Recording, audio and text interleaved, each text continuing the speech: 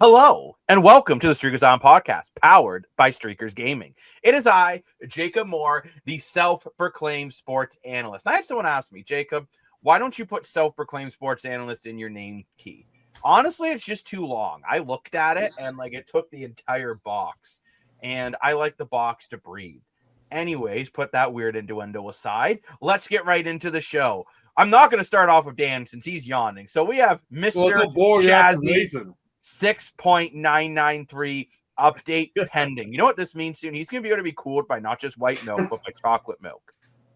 We're also joined by the most dashing man of all, Lane Dashing Dashco, and Mr. More for your money. Woo! All right, so we got an action-packed show today. We're going to go over CFL Week 5, which I'm going to say quickly here, best week of the CFL season thus far. The Blue Jays are rocking and rolling, but there might be some fighting in between some certain members that I don't know about that Lane's going to share, because sharing is caring unless it's diseases. Then please don't share them with me. Where them goalies at? Screw them girls by Flowrider. Where them goalies at in the NHL? We're going to talk about that. That market's getting pretty thin. We're going to talk Calgary Flames because there's been some speculation on what they're doing. So I'm very curious to see what they actually do. There was a massive 7-team trade in the NBA, which is the first time that has ever happened, plus so much more. Dan will be back, by the way. He just needed to do something. But let's get right into the CFL Week 5. And this game we won't take as much time with because we did an extensive post-game show with Key Smith, and watch out for her. She's going to be doing some really cool stuff with Streakers Gaming coming soon to a phone near you. But the biggest takeaway, I think, is Edmonton gets their first win of the year. Congrats on the Edmonton Elks. And the biggest takeaway for the Ottawa Redblacks, which we didn't talk about this in the post-game show, so I want to talk about this a bit more here. Devontae Dedmon went down with an injury. And for anyone who doesn't know who Devontae Dedmon is, he is their top kick returner, one of the best kick returners in the Canadian Football League. So that's a huge loss for the Ottawa Redblacks. And it's at the CFL, I mean, Pimbleton did a very good job filling in. He actually returned a punt for a touchdown. We saw 2 punt return for a touchdown in the same game, which, it's crazy. We saw basically the same thing happen twice this week in the Canadian Football League. But I think if you're Ottawa, I'm a little concerned because Devontae Dedmon got injured.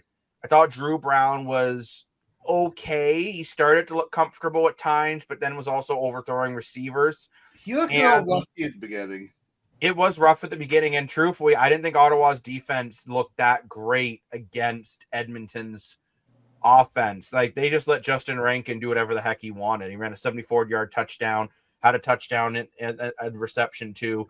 It's not even like Trey Ford was making magical plays. He stayed in the pocket most of the game. Yeah. But I don't know if you boys agree with me, but I think Ottawa now, I'm in that scale where I'm not hitting the panic button yet by any means because the East is wide open because luckily no one is taking it over, as we're going to talk about further down in the show.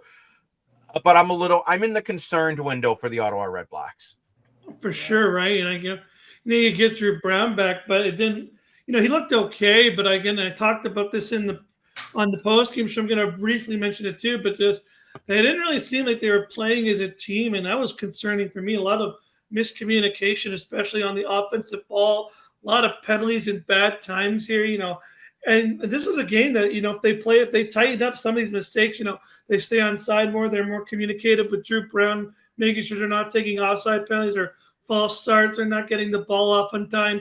These 5 yards here, there, and there, they only lost this game by 6 points, and, those little mistakes really add up. I do think Drew Brown played good, but it's on to his team to kind of communicate. It just felt like on the offensive side, they were kind of uncommunicative, and on the defense, I feel like they just didn't do enough to shut down Trey Ford. And especially, there was one thing that they pointed out on the broadcast with, that the Edmonton Elks, when they brought in Cody Fajardo, was actually a big mistake, and that a good team would have actually executed on those mistakes kind of getting the momentum back and taking over the game, which they didn't do. So it's just little things here and there that they weren't able to do. And now, being in a game that would look kind of winnable on paper, but you let the Elks get some confidence, you're going to get a big win there in Edmonton.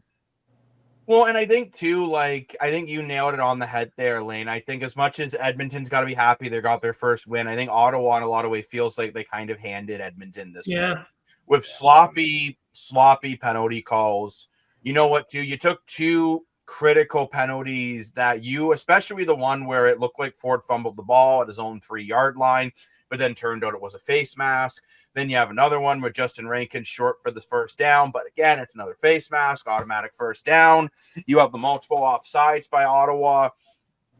And I will say, though, for an Edmonton standpoint, on something you got to be happy about, this was the first game of the year this defense started to look like what they're being paid. I still want to see more out of it. Yeah. But the defense looked good. They limited Drew Brown to 316 yards and 2 TDs. That might sound weird saying limited. His last 4 starts, he threw for over 400. Right. So you also really shut down the ground attack. Mm-hmm. The last few weeks, Ottawa has killed teams on the ground. Onababoye was their leading rusher with 39 yards on 9 carries. William Stanback just behind him with 38 yards on 5 carries. Justin Hardy, 1 run, 11 yards, and Drew Brown, 1 run, 1 yard. So they did a really good job at limiting the run game, getting some good pressure points, which forced Drew Brown to make some mistakes. And Trey Ford did enough. I think this is what Edmonton expected from Trey Ford with him being the starter. 15 for 17 passing, 212 yards, 2 TDs, no picks, and added 2 carries for 14 yards on the ground. I think this is what you expected out of Trey Ford. No, he's not those numbers. It might sound weird. Those numbers don't blow you away, but those numbers did put up 39 points. You know what? I will say, I said it when I was watching the game, I said it to Jacob live, but then I noticed the face mask penalties. I took my comment back. I said, we never seen Trey Ford play a 60-minute game with mistake-free football. And I thought at first when he fumbled the ball, that's just one mistake. But then turns out it was a face mask, and that was the right call from the CFL. I don't know what the ref was talking about when he was trying to explain the play, but that doesn't really matter. But, I think this was the first game I've witnessed for Trey Ford play a full 60-minute football. Yeah, I guess Corey Fitzgerald gave him a couple plays, but still, he played a full game without a mistake. I give him a lot of respect for that. And I also really agree with Lane's comment he made on our live post-game show, and just me again here, that I kept watching and thinking there's something missing with Ottawa. Because Ottawa has a really good team. I thought it would be really good this year, and Lane nailed it on the head. They're not communicating as a team. And you have to do that in football. And until they do, they're going to keep losing games. So my question for you, and Chazzy, I'm so glad you put your glasses on. So those are your thinking goggles. Is Bob Dice on the hot seat? You know what I mean? Drew Brown's been injured, but Drew Brown's also 0-2. The only win you have is with Dustin Crum in the rain. Is Bob Dice on the hot seat for another game of over 100 yards and penalties? I think this is their 3rd game this year with that problem. And someone might say to me, well, then why are you not saying that about Ryan Dinwiddie? Well, Ryan Dinwiddie's brought a couple Grey Cups. It's the same thing. Mike O'Shea wasn't on the hot seat last year when the Blue Bombers went 2-6. The Red Blacks needed to get better this year, not worse. And they brought in some guys to do it, but it's not clicking. And I agree with Lane and more for it. I think it's a team dynamic issue. And Chazzy, I'm curious on your thoughts on this. Do you think that could be partially a coaching problem? Potentially. You always point the fingers at the coach anytime the team doesn't sort of perform. And they went 1 loss last year out of at home, and then I think we all talked about it going into the preseason. We had high expectations to compete in the East, but it doesn't seem like they're able to get it together here early anyway. But again, you got injuries, and that affects the team chemistry. You got some of the new guys coming in. That affects the team chemistry. So you did have some changes, and they just haven't been able to get going due to injuries. Good point. Yeah, I mean, I get that to a point, but I don't know. I don't think injuries should really be an excuse, in my opinion. Like the Argos have a bunch of starters out, and when they tried to give that to Ryan Dimwood, he's like, nah, it's got to be next man up mentality. And I feel the same way in Ottawa. I get it's tough when your quarterback's out, and especially Drew Brown, who I would argue is a tier 1 quarterback in this league. I don't think he gets enough credit for how I wouldn't argue it. I think he is. Yeah, but people don't put him in that category where I don't know why. But they're both not winning football games right now. But they're not. At the end of the day, you're right, Chazzy. They're not winning football games. Yeah, and let's be honest, I think if you're Ottawa, you're disappointed you couldn't beat Edmonton. Yep, sorry, yeah. Like the loss to Toronto, okay, you don't have Drew Brown. I mean, but then again, the Argos didn't have Chad Kelly, right? Yeah. And I would argue those are comparable losses. And for sure. Like when Devontae Dedmon goes down, you just put Pimbleton out there, and like he's an absolute stud in the kick return game. I'll be honest, a part of me thought we might see the end of Devontae Dedmon in Ottawa. I still won't be shocked if Pimbleton plays really well or Dedmon's out. I hate saying it, but maybe Dedmon's on the way out because once Addison's back, you have a deep receiving core in Ottawa. But at the end of the day, congrats to the Edmonton Elks. You got your first win of the year. Last year, it took you till week 10. This year, it took you to your 10th game. This year, it took you to your 4th or 5th game. So that's an improvement. So that's a big improvement. And Edmonton, if they can keep it rolling, which I mean is not an easy task, they play BC next week. And we're going to talk about that game next. We'll talk about BC's game next. But BC, we saw they got a big win against Montreal, right? So BC starting to get on that roll. Did you guys talk about the ending of that game? The ending of that game was crazy. So Dan, didn't get to our live shows to talk about it now. Dan, you read about it a little bit about what happened there. You said it was a BC player trying to get into the Montreal dressing room. Yeah, believe it or not. So they didn't put this part on television for whichever reason. I don't know. But if you look at, I've never been in McMaster University Stadium. I think that's what they call it. But the dressing rooms are underneath those where the seats are, right? So behind where the benches are, where the players sit during the game, there's little tunnels that lead into the dressing room. Well, one of the BC players went into the tunnel where the Montreal's dressing room is. Now, we don't know. Yeah, it's literally what happened. So we know this thanks to my boy, McLeod Bethel Thompson. I love this guy because he's a lot like me as a quarterback, which is unusual in the CFL. But I didn't know he was a quarterback, but he's a lot like me in the sense where he'll speak his mind and he doesn't care what people think of it. And he said, so most players that go on the interview and they're like, yeah, blah, blah, blah. He just said, no, what? I am put off because one of the BC players came in our dressing room attacking us. I give him credit saying I'm live on TV to let people know, hey, we didn't start this. So that's what happened, according to him. And that's the only thing that we see out of it so far. So I think that's what happened. Sorry, do the locker rooms come in the same spot? Or are they on the opposite side of the field? They're the same side in the east. So the west, your benches are on a different side. The east, both benches are on the same side in the Canadian Football League. So they're coming out of the same side. So their tunnels are beside each other? Basically, right. Yeah. Yes. So I think what it had to do with in the last minute or so of that game was crazy. Basically what happened was Montreal was all set to win the game. And a defensive player from Montreal, I think he's number 65. I forget his name. But he punched one of the BC guys in the head. And they called it a penalty, which it should be a penalty. Because you talked about going into the league, how they added new rules to be better at player safety. And as all of us on the island here know about concussions now, and we know how serious they are. So it's important to protect the head. So regardless when it was in the game or how big of a punch it was, it doesn't matter. Anything happens to the head, boom, is a 15-yard penalty. Clarify that a little bit more for it. They're even saying in the league now, if you take a swing and you don't hit, it's a 15-yard penalty. So if you swing for the head and you miss, Because what the big issue is in football, we see a lot of injuries because of how physical the game is. They want to take out all the after whistle BS. But Dan, continue your explanation. I just wanted to jump in there. That I appreciate that. Let's say I went to go punch Lane in the head and I missed. It's still a 15-yard penalty. Why would he mess up his beautiful face? But anyway, I'll punch his ear. Oh, okay, that's fine. So what happens is, right? So he punched the guy. And maybe it wasn't a hard punch, and I argued it's the end of the game, blah, blah, blah. I agree with Jacob. You got to take out these shenanigans. It's not like hockey when it's entertaining. Like football, that's not cool. So you got to take that out of the game.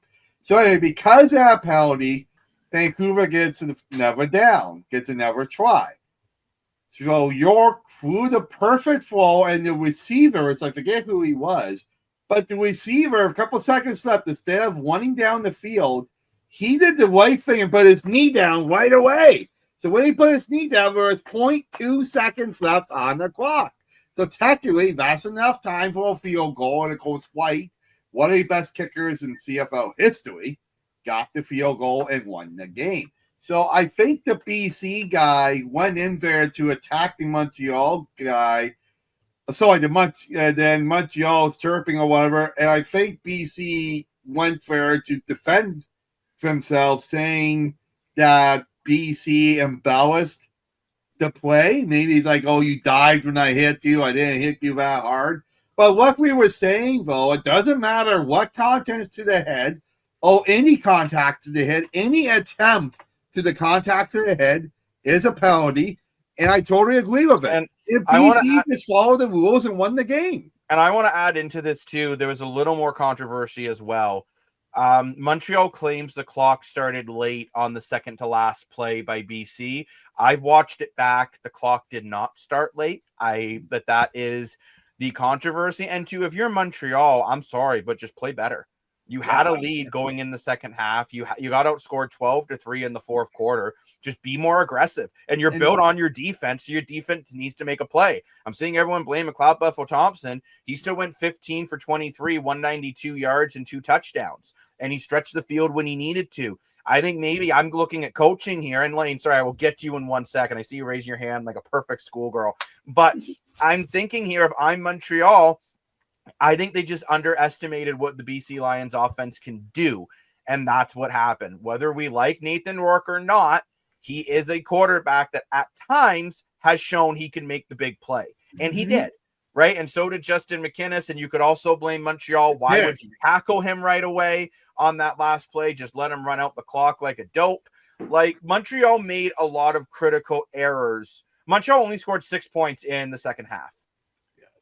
That's what lost you the game. So they're all whining. It was a penalty. At the end of the day, any hit towards the head after the play is a penalty. Lane, what's up? How you doing, bud? Well, I did want to play devil advocate for fun.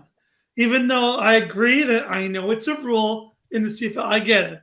Yeah, technically, even if the clock hits 0 seconds, and well, it depends on how they determine it, but I have seen sometimes in the CFL where they don't let them get another play. Like, and I'm wondering if Jacob to chime in here, because I swear I've seen CFL games where there's a 10th of a second left and they'll just let it run off. They even did that technically tonight, because if you want to be critical, the kneel down happened before the 0 seconds, so they should have stopped the clock and then had another play 0 seconds. So I need Jacob to clarify this, because he's more the CFL rule expert. Is the kneel? They didn't let it do it tonight. The kneel down at the end of this game, the game was over either way. I don't care. Another down, and they would just kneel down again. No, but I'm just saying that is so the way the Canadian Football League works. If the play ends with 0.1 second left, the team can elect to run another play. I just right? don't. I guess the way that works is because the game can't end with time left. I know in the NFL they would say your clock's run out, game over. That's just a different rule in the Canadian football. Yeah, I understand that. So if the play ends with any amount of time left, you still get another play to run. And this is why the CFL, as Nathan Rourke put it in his post-game interview, is the league of comebacks, because it gives you the ability to make these comebacks. So I understand, Lane, and I've seen other people say, well, there wasn't time left, blah, blah, blah. There was time left. Even if it comes down to a nanosecond, which 0.2 seconds is by the time they figured it was actually 1.3 seconds, which isn't a lot of time. It's kind of like in the NHL, if a goalie makes a save with 0.13 seconds and a game's 10-0, they're just going to run the clock out and drop the face off, and they're not going to bother with another face off. If the goalie makes a save with 1.3 seconds left and they're down 1 goal and the goalie's pulled, they're going to drop another face off in the offensive zone. Does that kind of answer your question? Yeah, but you see where I'm coming from, where it's like I understand every sport does this though. The NBA will let the NBA, when a game's out of reach with 40 seconds left, you'll see like fans on the court. Like, I mean, it just depends if the game's out of reach or not. The game was out of reach. You do kind of question though, where do you draw the line, right? Like, what if it's the game's out of reach? If there's 1 second left and the team's down 50 points, well, why run another play? Because it's part of the rule book. Don't you have to follow the rules? Yeah, but at the end of the day, the game's over. Why run another play? Why risk another injury? Why risk another fight? Which there was a fight at the end of that one too, right? So what that is, there was still time left on the clock. BC was down 3 points, which meant the game was in reach with another play. That's the way. It's the same thing like I said in hockey. If a team's down 3-0 with 2 seconds left and the goalie catches it, or everyone gets mad at the ref when they make them take another face off. They're like, come on, what are you doing? The game's over. That's the situation here. This game was not over. And Montreal saying, oh, it was handed to BC. No, BC earned that game. First comeback win of the season going into the fourth quarter, which is very odd for the Canadian Football League. What kind of disciplinary action are we going to see here? We'll definitely see some fines. We may see a suspension or two from the people who kind of started it. I think we'll see on Monday. We'll see it we'll see it later, which then as soon as that's been out there, I'll either Lane or myself will post a breaking news to our story. Lane's usually the breaking news gentleman because he loves to break news the way Dan likes to break the bank with all his money. But, at the end of the day for Montreal, now Montreal has lost 2 straight. They're down to 3-2. Well, the other thing I'll say about that loss, Bethel Thompson also said at an interview, you can't blame anyone for that loss except Montreal. And he was right. He said he even blamed himself. He had a great game. And he said, I'm the veteran quarterback here. I didn't get the job done. He missed a couple shots. He did. You had a drop in the end zone by Rambo. You had MBT overthrow Cole Speaker a couple of times. Not saying MBT had a bad game.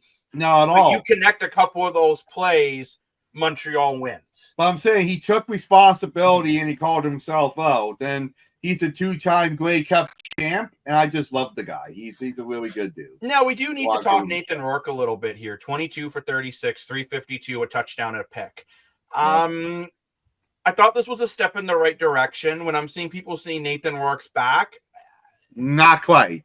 It was a step in the right direction because the first quarter was abysmal. You go on a drive, you underthrow, intercepted. Everyone was giving him a break on that. I'm like, nope.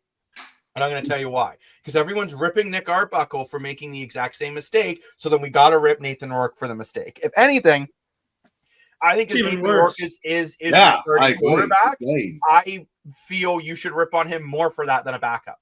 Yeah, 100%. Now, in the second half, Nathan Rourke played very well. He was able to move. BC's offense did look better with Nathan Rourke than Jeremiah Masoli. I am not saying that one iota. And I'm disappointed how bad Jeremiah Masoli was. I thought he was going to play better this year. He hasn't really played much in the last 3-4 years, which is the same thing I've said about Jonathan Taves with the Winnipeg Jets. We don't know what Jonathan Taves we're going to get, which that's another conversation.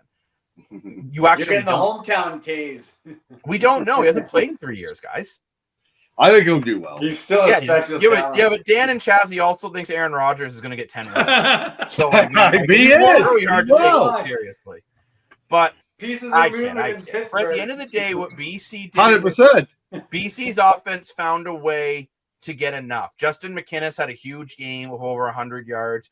I was very impressed with Barry Hill, actually, with 85 yards and a touchdown. I think watch out for Barry Hill this season. I think he might be a real, when you're kind of wondering, where are you going to get the offense back from Alexander Hollins? Maybe it's Barry Hill. He looked really good. James Butler, I'd like to see more running the ball from him still. And I mean, you don't have a backup running back in BC, basically. Right. What do you guys feel about Nathan Rourke doing the short yardage, though, in BC? I don't like that one bit. No, I don't, especially if his injury history. So, for anyone who's not an avid CFL watcher, most teams have a designated short yardage specialist. Whether it's a quarterback or a running back that takes the direct snap, you have a short yardage specialist. And the BC Lions don't.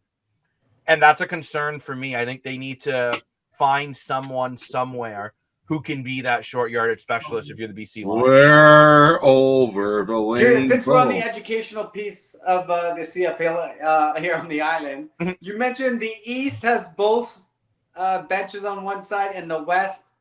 So those are the stadiums? They're just set up that way? Like, is there a reason behind this? Well, the reason I believe was the West rivalries were more heated. Oh, I wouldn't say that. I wouldn't agree to that, but that's the logic that I've been told when I've asked about it in the past. I think it's just the way the stadiums are done. I'll be honest, I don't like the benches being on the same side. I actually don't like it in hockey either. I think one bench should be on one side, one bench should be on the other. I actually like it. I think it creates that drama. I think you fix a lot of BS. Yeah, but the BS didn't say me. Look what we've just been talking about the past 25 minutes, right? Yeah, but it's not football, though, is a gentleman's sport more than hockey, I would say. That's true, yeah. In hockey, they keep saying they want to eliminate all this. Well, then put the benches one on each side. There's a great way to eliminate a lot of the BS and just get to the game. And I'm sorry, but like when a game's 10-0 with like a minute left, I'm sick and tired of watching fourth liners beat each other up in hockey. So I think that's the thought process of having them on different sides. In the NFL, I can't remember. Are they on the same side or are they on different sides? Same side, I'm pretty sure, but it could be. So that's a great question, though, Chazzy. I don't really have a great answer for you. I'm sorry. But, all good. But it is interesting that the East does it. And, I mean, let's be honest, especially some of the Tiger Cat Argo games back in the day, like you'd see a lot of bench fighting. There's a lot of between bench chirping, too, in some of these games. But I think if you're Montreal, I'm a little concerned. No, when you mention it, I was only asking because it's something to think about. You never really think about it. So. No, Chaz, it's a great point. But I do wonder if you're the Montreal Alouettes, are you worried about your 2-game losing streak? I'm not personally, because I feel you were in both games, and this is without your starting quarterback. I'm not saying the games are McLeod Bethel Thompson's fault, but as he said it himself, he missed a couple shots. You hit those shots, you put BC away. I also think against BC, I would blame coaching more than anything. I thought they weren't aggressive enough when they got a lead in the second half. They just kind of went into protection mode, and the defense is good, but you give the Lions offense the ball that many times, eventually they're going to put some points up. I think Moss underestimated BC. I agree with you.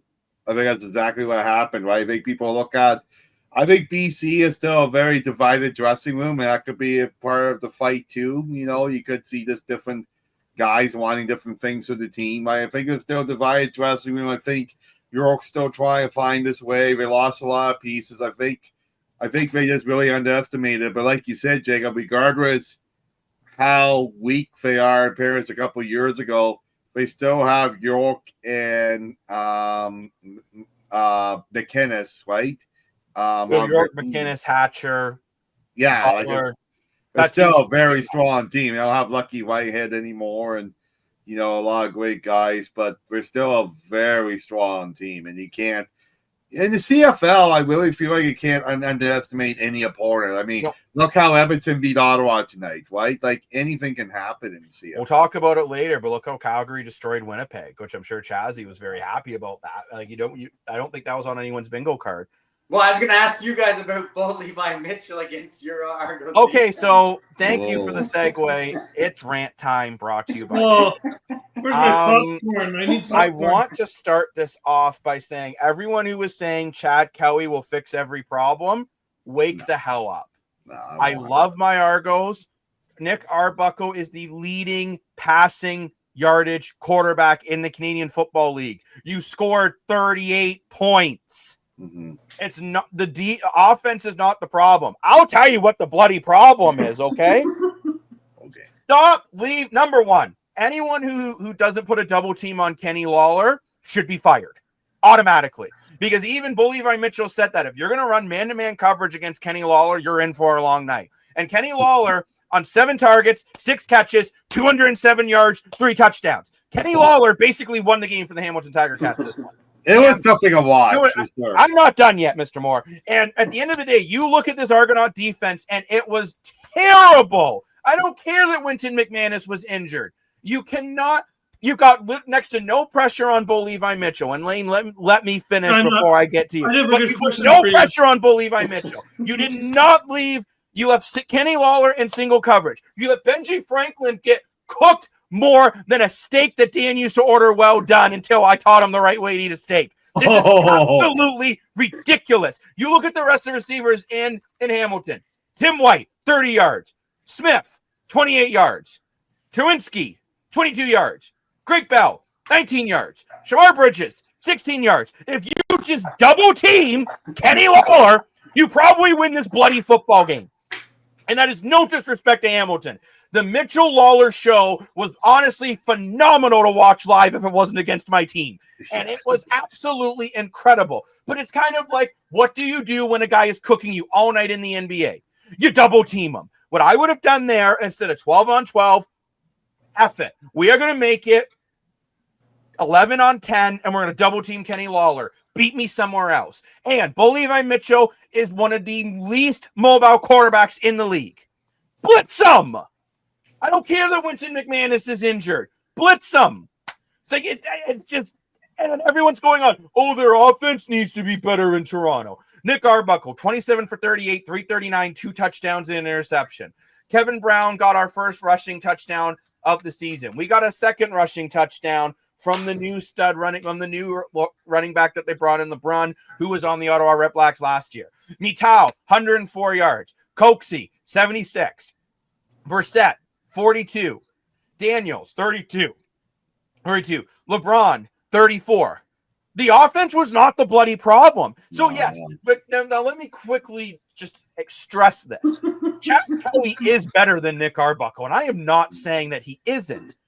But when you score 38 points, and we might go, well, the last touchdown was in garbage time. Fine, you scored 31 if you want to get all nitty-gritty with me here. 31 points should be enough. Besides of the first quarter, the Argos were neck and neck with the Ticats all game. Because the first quarter, they got outscored 17-7.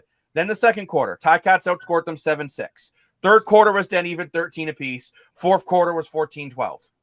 And again, too, then Janarian Grant, Kevin Brown put together this phenomenal kick return. Oh, that was great. With the reverse, quick little handoff, gone. You know what the Argos do next play? Ticats say, hold my beer, we're going to do it too. And congratulations to Roy for winning $1 million through Safeway Food. I hope this guy buys me some bread and Chazzy some milk. But at the end of the day, if you're the Toronto Argonauts, take this bye week. You need to watch more film than Dan does when he goes to TIFF and figure out what the heck is wrong. Because to just continue to blame the offense and blame, we lost players in free agency. Everyone you lost has been terrible. You have you have 1 sack from Flo, no sack from Serezna. Sorry, 1 sack from Serezna, no sack from Robbie Smith. Mechie doesn't have an interception. Deshaun Amos doesn't have an interception and only has 3 breakups. Lane, you can correct me, in Hamilton. It's not like these guys are putting out these astronomical numbers. Royce Mechie has done absolutely nothing at Edmonton. It's not like the guy, Kadeem Carey can't even make a bloody roster. It's not like the players the Argonauts lost are going out there and just dominating. Winnipeg can make that argument. We lost Kenny Lawler and he's the best receiver in the bloody league. Sure. The Toronto Argonauts can't even argue that. I don't care about the injuries. You need to play better. You need to be more disciplined. And I'm sick and tired of everyone saying, once they don't have all these injuries, they'll be fine. You took 71 yards in penalties again to Hamilton's 30. You can't keep losing these battles. I'm done. Lane, what's up? There's one guy.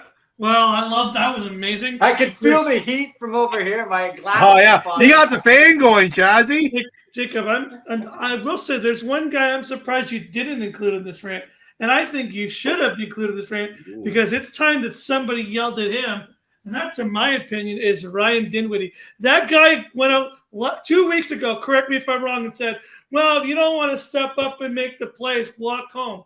Excuse me. Are you not the one who made a terrible call in your specialty teams with one less guy and lost a play in the last minute of the game? Yeah, that's on you for not putting your guys out. Are you the guy who couldn't realize halfway through the game, hey, you know this Kenny Lawler guy's got 700 reception yards?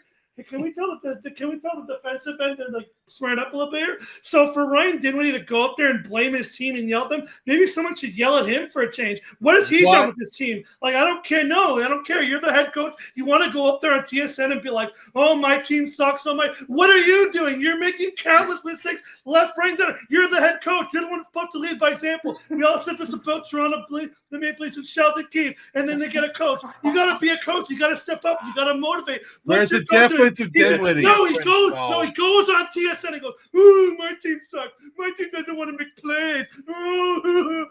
What are you doing? You're flipping standing there with a clipboard. You hold a clipboard. You can use it. Yeah, don't say that word, Kitty. Look in the mirror. Well, that word's going to get bleeped. Don't worry. But what needs to change? What I'm saying, one thing with Dinwiddie, he's got 2 great cups in recently. No, but that is number one. Actually, I will say, I think Ryan Dinwiddie, I wouldn't call it the hot seat, but I think the heated seat's been turned on.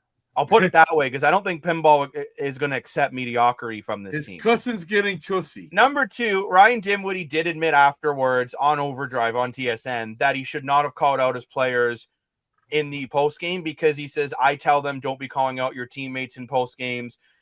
My temper got the better of me. But I do see where you're coming from, though, Lane. I do think there's been coaching mistakes, and it brought me up to a point in the Edmonton game when Ottawa was going for the onside kick. Mark Killam took over the special team coordinator, moved him out of the way, and made the play call himself. I think Ryan Dinwiddie needed to go to the defensive coordinator and be like, I don't care what the game plan is. We got to shut down Kenny Lawler. So I do agree with you there, Mr. Dashko. But it is tough for me it's tough for me to get rid of a coach that has really turned around this entire team. I get where you're coming from. I'm also completely frustrated. I think if this was, I'll be honest, and again, I'm not trying to pick on Hamilton, but if it was Hamilton who only had 1 win at this point with this many mistakes, I think Milanovic would be on a hotter seat because because last year the team didn't even make the playoffs. The Argonauts have been exceeding expectations, I think, over the last 3 years. They weren't expected to win 2 Grey Cups in 3 years. The year they didn't win, they weren't expected to be the best team in the CFL. But at the end of the day, they were. My bigger concern is more the fact that it's just the stupid penalties. And it's 10 penalties again, right? And that's 71 free yards you gave to Hamilton, which turned into field goals or touchdowns. Or Tavares McFadden dropping an interception in the end zone that you just needed to have. The beautiful thing, I think Ryan Dinwiddie, though, I do think that Mr. Pinball Clemens is saying to him, man, look, I know you've helped turn this team around. You got to do it. I don't think he's in jeopardy of losing his job this season, but let's say the Argonauts don't make the playoffs. Yeah. You look at the players that Dinwiddie decided to cut. And again, those players aren't playing very well, as I made very, very clear. But at the end of the day, I could see Dinwiddie not having his job next season. The beautiful thing about the CFL is in the Eastern Conference. Let's count them on my arm here. We only got 4 teams in the East. 1, 2. Remember the crossover. 4. Yeah. Okay. All 4 of them. Montreal 3-2. Ottawa 1-3. Ticats 1-3. 2. 2-2. 2-2. Sorry. Toronto 1-3. So my point is, Toronto, even though as terrible as they are, and as angry as we are, which we have every right to be, we're still in this. Dan, I'm not saying they're not in it by any means. Then we got a legitimate problem. But right now, we're still in this. So overtime is still in a playoff spot. Well, you're not in a playoff spot, but you're in the race still. What I mean is, but Nick Arbuckle put it best. They've dug themselves into a hole. Yeah, I agree. I would say now, you have 16 games in a season, so you got 11 games left. No, 18. There's not 18 games, Dan. How many buys do you get? Buys. One or 3 two? buys. How many buys? 3. 3. So basically, the It's Argos. 9 home games. There's 18 games in the year. It's The Argos 21 get weeks in the fine, season. whatever. 18 Basically, games. they have to win. I am the calculator. They have to win at least 9 Yes. of the second half, or like the Right. second 2/3. They got to win 9 games, which is not impossible. Once Winton McManus and Chad Kelly are back, which actually I would argue right now, Winton McManus has been a tougher loss than Chad Kelly right now. I said that off camera too. I think that Winton McManus is the leader of that defense, and Nick Arbuckle is, I think, in 3 out of the 5 games has been good enough. I thought against Montreal and Calgary, he wasn't very good. But I felt against Hamilton, I actually thought he played well. And Lane, I think you'd agree with me when you were watching the game. Every time, pretty much for the most part, whenever Hamilton scored, Toronto responded. I think it was a great game. Cup. It was an entertaining game. That's why I'm so heated here, because I'm just like, I don't even like the Argos. I can't stand these guys. But I do feel bad for the players when the coach is sitting there going to the press saying, my team doesn't want to play good. I disagree. I think these guys are showing heart and showing championship material. That's why I ranted about it before, because I look at this team and I think they are showing heart. I think they're playing to the best of their abilities with the injuries. That's what's so frustrating to me, when a coach just comes out there and wants to be like, well, one of you needs to go home. Yeah, I understand you won 2 Grey Cups in a row. I get it. I get there's championship pedigree. I get the hot seat may not be as hot as on summer. If this was the other way around, maybe Scott Melvanagers would have already lost his job. Or if this was, someone else if this was the Edmonton Ups, they might have lost his job. I get you guys have maybe a different leash, but my point still stands. How can you sit there and blame at what point do you can't keep blaming the players for not doing what they can? Do you not need to change your game plan? Like, at the same point, like we talked about the Ticats just a few weeks ago. At what point did they need to say, maybe this is not working with Bo Levi Mitchell? Let's try something else. Let's switch it up. Let's get somebody else in here. Let's switch up a player. Let's try something different. You're not saying that Hamilton now, though.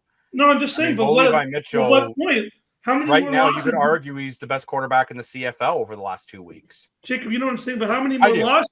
How many more losses? I'm not saying that the Argos will lose their next game. I'm just saying how many more losses. Montreal next, so you lose the next game. Like, you're kind of in that same boat where the Ticats were last year, where it's like, oh, you lost 5 or 6 games here. You're trying to make the comeback, and sometimes the only difference from the Argos this year to the Ticats last year is Ottawa and Toronto are both struggling. Last year for Hamilton, Ottawa, Toronto, and Montreal were all above 500. No, that's fair. I'm just saying. That is your big difference. Where Toronto, mind you, even if Toronto loses their next game, and let's say theoretically Ottawa wins, Toronto's still only 1 game behind Ottawa. Still right there. And you still play Ottawa twice. You still play Hamilton twice. You win those games, which I'm not saying they'll be easy wins, but they're doable. I think they're going to look at a drastically different plan next time they play Hamilton. But they have to. No, I am frustrated as an Argonaut fan, though, and I'm more frustrated with I'll be honest, I'm more frustrated with everyone blaming it on the offense and Nick Arbuckle, when I think it's a defense and special teams issue more than it's an offense. And maybe I get what you're saying with the injuries to a point, but I don't think it's an excuse to let Hamilton score 51 points that you have injuries. That's a lot. No. I should have set the over-under to 90 in that game. Never mind. I'm glad I took the over, because I was that way. I did too. Yeah, exactly. I don't know. It's just one of those things where, and it was a shame too. I thought as much as Kevin Brown only averaged 2.8 yards a carry, that's because he was in some short yardage situations. One of them when he ran in for the touchdown, another one getting a first down. I thought the running game looked better. It did, for sure. I thought Kevin Brown looked really good. So often they couldn't use the running game, and that's where you just need a stop. The thing is, my issue was it was more the veterans who weren't making the plays. I'd say it was a bunch of young kids who weren't, but the D line was basically healthy besides I guess 2 guys, but still you had healthy defensive linemen. You got 1 sack. Tavares McFadden had a chance to get an interception that really could have flipped that whole game around, and he just dropped it. right? It's kind of like the same Calgary when they lost to Calgary. Cameron Judge could have had 2 interceptions and he dropped them. Those are the guys you need to make plays. And right now, the defense, last year, the defense made a play when they needed it. Janarian Grant is making plays. Yes. Right. I think you might see Kevin Brown being used in the return game a little bit more because he actually looked pretty good in it. They were able to run some good plays. So I don't want to talk about this game too much more, Dan. I know you have a point, so we'll get to your point. Yeah, I'll just quickly say my point. Just to follow up with Lane's point about the coaching. I don't think Dinwiddie's on a hot seat yet, but I do think the defensive coordinator is on a very burning hot seat because I agree with Jacob. It's the defense and not the offense. And maybe you're firing him versus I wouldn't fire Dinwiddie, but maybe I don't know. Defensive coach is the same. I won the Grey Cups. Oh, if it's a new one, I don't know. Sorry, but new. Then 100% fire him after that mess against Hamilton. 100% he's canned. Goodbye. See ya. MLSE has the money to burn. Let's burn it. Remember, though, Dan, there's a salary cap on coaches. Oh, yeah, I did forget that. So it's a little more complicated that. But Lane, you wanted to mention something about your eating raw. Well, now that I got my little rant out of the way, I just looking at the roster and especially the schedule coming up, and now that it feels like the Ticats actually have something cooking now, they finally figured out the Lawler, Bo Levi Mitchell, Tim White's and our running back situation's gotten a little bit better. I'm looking at the schedule here. You got the Red Blacks, the Lions, the Uggs, and the Lions. Could you see the Ticats maybe, 5 games, go 4-1 here and maybe try to run away with this East of it? We did say they could be a wild card to win it. Like, you go 4-1 here, you can start to really run away with this. Well, and I think what's interesting too, Lane, when you bring up that point, you're tied. You're only 1 game behind Montreal right now, where Montreal's mini 2-game slump. Right. So honestly, I think the only thing I will say with Hamilton, and I'm not trying to be a jerk, I'm just keeping it 100. I do find this team gets cocky when they get on a run.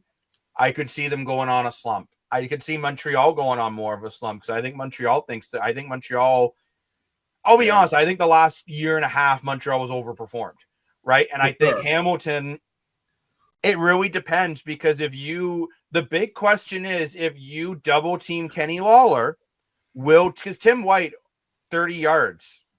Okay, yeah, it's really low for him.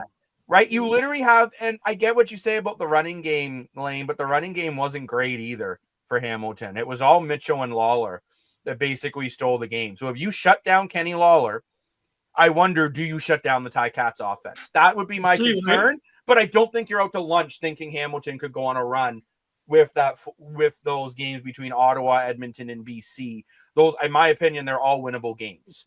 So how much of a special story is Bo Levi Mitchell? They showed on Saturday, 101 victories and 101 victories over 40,000 yards. How big of a milestone is that? Well, also too, pretty big. He is now in the 40,000 yard club for quarterbacks in the CFL, which is a huge accomplishment. Bo Levi Mitchell's a Hall of Famer. There's no denying that, right? So he could totally rip off 5 in a row here. It's possible. I'm not saying it's impossible. I just think Hamilton, it depends if they look at that, start licking their lips, or if they take the right approach and go 1-0, 1-0, 1-0. Because there's a big difference, right? Especially in football, you can't look too far ahead because look, we saw Edmonton almost beat Winnipeg last week, right? So we saw Edmonton beat Ottawa this week with a healthy Drew Brown. So I'm just saying, I get where you're coming from, Lane, but I think Hamilton, I'll admit as an Argo fan, I hope they do, but as a self-proclaimed sports analyst, I hope that Hamilton doesn't start to look at this 5-game stretch and thinking they're going to be easy games. Because I think Ottawa is a better team than their record. I agree with that. BC, you never know. Because I could see BC going on a run. I think that win this week was exactly what they needed. Yeah. And Edmonton, can Hamilton contain Trey Ford? That's the $1 million question. And Edmonton's defense is starting to get going. And if they just say, screw it, we're just going to take Kenny Lawler out of the equation, which is what I think teams will do moving forward now, especially Bo Levi Mitchell saying that to the media, that's going to stir up people like, oh, yeah, fine. We'll just double team them. Now do something. And can the other receiver step up enough? Because after Kenny Lawler, your receiving core in Hamilton, Tim White, in my opinion, has underperformed the last 2 years. Smith's okay. Truminski, meh. That's a nice pickup. Bridges is just having a sophomore slump. I don't know. So have the Blue Bombers peaked? That's a beautiful question. Yeah, that's what game we're going to get into. Let's actually move on to that one. But Lane, come back to me about that one in 2 weeks on the Ticats. And then we'll kind of talk again. So Winnipeg looked terrible. I think we can all agree to that. This was the game that I think was probably the worst game of the week, even though it was entertaining because VA just went off. But Zach Collaros looked bad. Brady Oliveira couldn't run the ball. Winnipeg's defense looked terrible. And funny enough, Vernon Adams Jr. is the only starting quarterback right now that has a winning record against the Blue Bombers currently. Right, yeah. Okay, so he's 5-3 against the Blue Bombers. So Calgary's got to be feeling pretty good right now. I got to say that.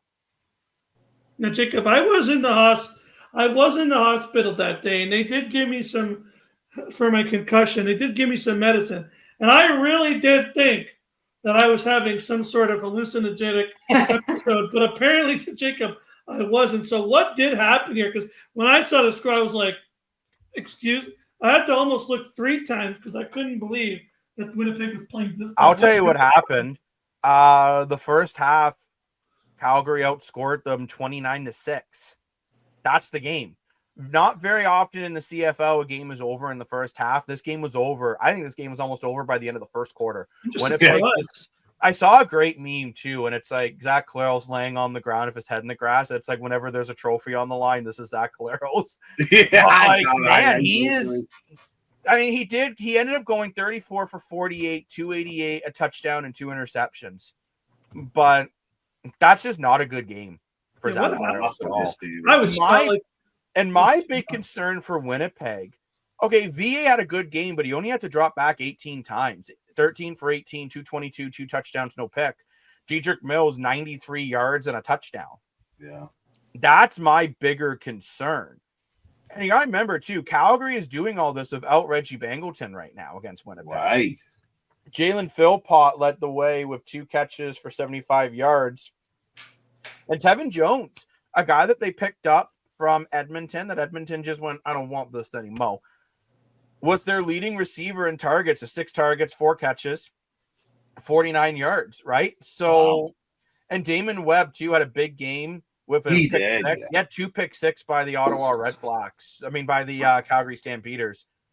I have a hard time ever feeling like Winnipeg has peaked because, well, you've made the Grey Cup 5 years in a row. It's kind of like if the Florida Panthers get blown out in a regular season game, I don't feel like now they're no longer a contender. However, the West is more open than it's been between Calgary, Winnipeg, and Saskatchewan. I'm not putting BC in there yet. But Jacob, am I crazy? Like maybe this is just a crazy thing to say. You might be getting the circus book, but I do have a question. Isn't it kind of weird to me that the Blue Bombers have almost looked better with Chris Streveler as quarterback than Zach Collaros? Well, funny enough, Streveler's one start, he played very well. That's what I'm saying. Like, it's almost in that one game, like they played better than they played with Zach Collaros all season. Like, I just really haven't seen, like, we had the one game where he missed and then he came back. It wasn't that great. And he played okay, but it wasn't phenomenal. Now back to getting blown in here. Like, what's going on with Zach Collaros? Like, if you're a Winnipeg fan, you're not a little concerned right now with the results you're getting from Zach Collaros? At the end of the day, the guy's been to 5 Grey Cups in a row. I think you're certainly not pulling the plug on Zach Collaros by any means. No, I know, but are you a little concerned? But Lane, to your point, in 3 starts, he's got 801 yards, 6 TDs to 4 interceptions. The last 2 seasons, the touchdown interception ratio. Last year, too, 15 interceptions to 17 touchdowns. Okay. They're not great, So I think there's a little bit of What do you concern. expect from him? Is it, or You're just, considering in 2023, he threw 33 touchdowns, only 15 interceptions, right? Now, a big part of it is, too, Winnipeg did lose, as we've been talking about a lot in this show, Kenny Lawler. And Kenny Lawler is a huge piece. And Dalton Schoen is more my thing. I don't think he stepped up enough on that Winnipeg offense yet. But it is interesting. Lewis at I mean, I do 1.2. think Winnipeg maybe protects the ball a little better with Chris Strevler in there. I think they're more worried. I think they're more trying to drive down the field methodically, whereas Zach Collaros, they're trying to push the ball downfield. And Collaros, both of his pick sixes were just bad decisions. Right. I knew it was kind of a silly question, but No, it's not a silly. No, I think it's a good question. But I mean, obviously, I know you're better with Zach Collaros, but that's for sure. But it'll be interesting to see what Winnipeg does over the next couple of weeks. They have the bye right now, so hopefully, maybe for them, the week off will be good for them. But Chaz, you must have been so happy to see Calgary just dominate, run them over. A big W for the Stampede fans. Stampede is a way of putting it. I mean, and right now you're looking at Calgary and Vernon. I think that was the first game Vernon Adams looked really, really comfortable in Calgary. It's like, okay, he's got this offense down. And imagine once you add Reggie Bangleton back into the mix, and that was a game where Dominic Rhymes wasn't even really a target. So, and for your point, he only had to drop back 18 times or 20 because you ran the ball so well. Once you got to that big lead, Calgary's defense really took it over. Man, that's got to feel good that Calgary's defense completely shut down Winnipeg. A very good offense, right? And Brady Oliveira, I mean, mind you couldn't use Oliveira as much as you'd like to, but 13 carries, 61 yards, only as long as rush was only 10 yards. That's not great for Brady Oliveira. I know it's his first game back, so you assume he'll get better. But, I mean, my gosh, you look at these targets. Like, and this is what I don't like. Dalton Schoen was targeted 10 times, only caught 4 of them. Claricius was targeted 11 times, caught 10 for 78. Nick Dembski targeted 10 times, caught 9 for 74. Brady Oliveira targeted 8 times, caught 6 for 51. Jarrett Stearns targeted 9, caught 7 for 49. But then, like I said, Dalton Schoen targeted 10, only caught 4. So... And I think Winnipeg's missing Terrell Ford quite a bit in the defensive back situation too. For sure. Mind you, he's not doing much in Edmonton, which is an interesting one, right? It's what I said about Toronto when they talk about the players they missed. It's not like they're ripping it up in the league right now. So typically, what's the yardage on a catch? Because you're mentioning some high numbers there, but not high number in yards. High number in catches, but they're not astronomical in. No, yards. Winnipeg was really – they didn't hit – your longest passing play was 21 yards, which is not good. And that was to Brady Oliveira. So Winnipeg just couldn't stretch the field at all this game. Versus when you look at Calgary, for example, their longest was Jalen Philpott had a 66-yard play. Clark Barnes had a 43-yard play. Those are 2 plays that really stretched the field. Same in Toronto. I believe they had 3 or 4 20 or more plus plays. Pochi's really good at that. My gosh, Hamilton had a billion of them. Pochi is so underrated. He's one of the best receivers in the league, and no one talks about him. I think just because he's in Toronto, but he's right up there with Beggington and Lewis and Lawler. I mean, he's right up there. But Chaz, I absolutely agree with you. I think an issue for Winnipeg was they just weren't stretching the field. Yeah, 100%. You got to stretch the field in the CFL, or else, especially only 3 downs within there. It's not like he's super mobile and he can use his leg. Even Trey Ford on Sunday night, he stretched the field. You think about that huge play to Javon Leake in the 3rd quarter that flipped the field. Right? Oh, that's a cool play, yeah. It wasn't flipping the field in this game. Calgary really just said, we'll give you all these 5 to 10 yard plays all night. Yeah. But Calgary is able to flip the field. I wonder if more teams will watch Calgary, watch that film and say, oh, this is how we beat Winnipeg. I mean, even had Dedrick Mills who had a 21-yard rush. Yeah. Right? So it's interesting, too. Vernon Adams Jr. averaged 12.3 yards per pass. Well, Zach Collaros averaged, for some reason, it doesn't tell me. So I can't do the math. Oh, he averaged 6 yards, per pass. So you got to think about it, right? Calgary basically on average was getting – Winnipeg would have to run 2 plays to Calgary's 1. on passing downs. So that does make a difference, Craig. You're absolutely right. I hadn't looked at it that way until you brought it up. But yeah, that is a thing, and that's tough in 3-down football to not. In the NFL, I feel, and you guys can correct me if I'm wrong, but I feel like in the NFL, you can run more 5 to 10 yard plays. Because you got the 4th down. 10 yards. So if something doesn't work, you have more time. If you're getting 5 yards catches, you're well into over 100 yards. Yeah. And none of these guys hit that. Oh, you look at Kevin Mattel for the Argos this week. He was over 100 yards on 8 catches. He played great.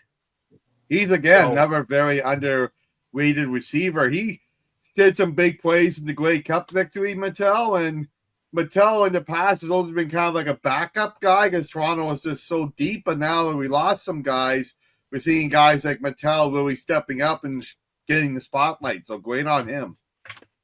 For sure. But I mean, I would say, I don't know if you guys agree with me, that was the most exciting week of football we've had so far this season. Not saying the other weeks were bad. 100%. But every game was a barn burner. And for different reasons. Whether it was superstar guy, franchise guy taking over the game, like getting tie cats, or if it was glamour off the field like BC and Montreal, or if it was like a crazy first annual trophy like Calgary and Winnipeg, or it was just a kind of crazy game like Ottawa and Edmonton. All of them were great games for their own different reasons. So great on the CFL and great on the fans backing up the teams. Good matchmaking too. Oh, yeah, great matchmaking. I don't think week 6 is going to have a hard time topping that. Only 3 games in week 6, but we'll talk about that on the. I don't know why it's only 3 games. But now I want to get into my power rankings. And again, you guys can agree or disagree with me. That's part of your thing. Lane and Morpho already heard it because I brought up the power rankings on the live show. But that's all you, Chazzy. Now, Chazzy, I want your feedback on this. So I have the Saskatchewan Roughriders still at number 1. Yes, they had the bye, but they're undefeated. You're the only undefeated team left. You have to be first. Calgary Stampeders, I have jumped up to 2nd now. I think of that dominating win over Winnipeg. You're 3-1. You're tied for the second best record with the Owls and Blue Bombers. You're the second best team. I put Montreal at 3rd because it was a close game with their backup quarterback. And I do think, as much as I say it's got to be a next man up mentality, I think Montreal, they're better than Winnipeg right now, who I have at 4. And I'll be honest, I really debated on moving them to 5, even though it was only their first loss of the year because it was bad. And I know they all count the same when you go to the points, but I'm a little worried about the way the Blue Bombers played. Number 5, I have the Hamilton Tiger Cats. I mean, as much as I think you shut down Kenny Lawler, you shut down that offense, well, someone's got to shut down Kenny Lawler. And so for this year, both their wins, Kenny Lawler has been huge. So Hamilton's at 5. I put the BC Lions at 6 because, well, beating Montreal, I think, does mean something. You are now a 2-win club. Congratulations. I put the Argos at 7 because I feel with their injuries, as much as I said that's not an excuse, I think we go to power rankings, it's a reason. Then I did the Elks at 8 because it was their first win of the year. Good on them. Then the Red Blacks at 9 because you've won one game, then now you're on a losing streak again. I mean, I think you could argue between 7 to 9 could be flipped around. But Chazzy, what are your thoughts on those? Yeah, or your Hamilton could come up a notch or 2. So where would you put Hamilton then? Like, are you thinking Hamilton at 4? Well, yeah, 4, yeah, possibly even 3. I don't know. Their offense looked really good. Obviously, they got on the defense. Wow. You knew the Argos were going to come out and play as well, right? It's a rivalry game. Argos weren't playing well, so you knew their offense was going to show up. But for Hamilton, and then I didn't know that stat about Bo Levi over 100 and 149, 48 starts. Like, that's some leadership right there in the helm, and you're just saying, what, 4 or 5 next games are winnable. I don't know. They look pretty good. Wow. I'm very curious to see when Hamilton plays Montreal to see how that goes. I'm also curious to see how Montreal continues. But actually, next week, your Calgary is in Hamilton, right? No, they're not. No, Ottawa. Ottawa. Oh, my bad. Ottawa, sorry. But That's a big good game still. But I mean, it'll be interesting to see how Hamilton does when they play Montreal next. Because they did win one game against Montreal. They would have to play them at least one more time, which is not till September 6th, right after the Labor Day Classic against the Argos. So, but I mean, you're all right, Lane. Hamilton does have an easier schedule. We could see them moving up in the power rankings, like you said, Chazzy, but I put them at 5 just because they have less wins, right? I was going to say, Jacob, I agree with you. I'm very disappointed in Ottawa this year. I feel like the games at Ottawa, I know Toronto was one of them, but I feel like the games that Ottawa lost, they could have won. Like, I feel like Ottawa could have beat Toronto. I feel like Ottawa could have beat Edmonton. Well, let's be honest. Against Toronto, if you don't let Sluka run over 200 yards on 2 plays, you very well might win that game. So, time will tell. But those are my power rankings at the moment, and I'm sticking to them at least until the end of week 6. Yes. And then they'll change. But remember, if you don't like my power rankings, well, call me an idiot. I don't care. You can do that if you want. I'm not, but you can. You comment on our face on social media posts if you don't agree. Don't comment on our face, though. Like, I don't want to, like, wake up with, like, drawings on my face. But I want to move on now to the Toronto Blue Jays. And I'll try something in Jacob snapping one day. No. If you do that, you will not like it. But let's move on to the Toronto Blue Jays. Yeah. On an 8-game winning streak. 98 wins. I called it. So Dan is still believing the 98 wins. There's a prop on the island right now, so if you do not agree with the more for challenge someone, if the Jays are going to get their 90, I think 90, you said 98? I think it's 96 on the app. I think it's 90. We'll have to change that to 98. I mean, they're getting closer. So I'll be honest, I'm still not totally sold on this team. I'm still waiting for the big losing streak that they seem to get every year after a big winning streak. They almost did it, and then they went on this 8-game winning streak. I remember before this winning streak, they went 4-6, which wasn't great. But now you've won 8 in a row again. But Lane and Chazzy, and I don't care who goes first, who goes second. I mean, if you're not first, you're last, I guess. But are you guys believing? So yeah, like I was talking to, it's hard, right? Because like, of course, like I guess like I said before, I'm excited, but I am kind of wondering what's going to happen when they lose. Because like, yeah, you know what? It's easy to be on a hot streak, and right now everything the Jays is doing is turning into gold. And it's great to watch. This is great. Like I'm excited. Like I'm fully invested again in the Blue Jays. I'm listening to every game. I'm tuning into every game when they're on. I'm putting it on sports, and I'm listening. I'm back, and I'm interested again in what's going on. Last year it was hard to get involved because of how they were playing, which is brutal. But this year, maybe you want to call me a bandwagoner, fine. I'll take that excuse. But I really am getting back into it, getting the excitement, feeling the excitement back. And I'm starting to enjoy the game, starting to enjoy watching and tuning in to see what's going to happen tonight. But let's be honest, it is easy to kind of get confident when there's a hot streak. You know everything you're doing. The bats are on fire. The pitching's on fire. The defense is great. That's all fine and dandy. They're on an 8-game winning streak. They're playing fantastic. They're doing everything right. My question is, what happens when they lose one game? Will they, will the bats cool down?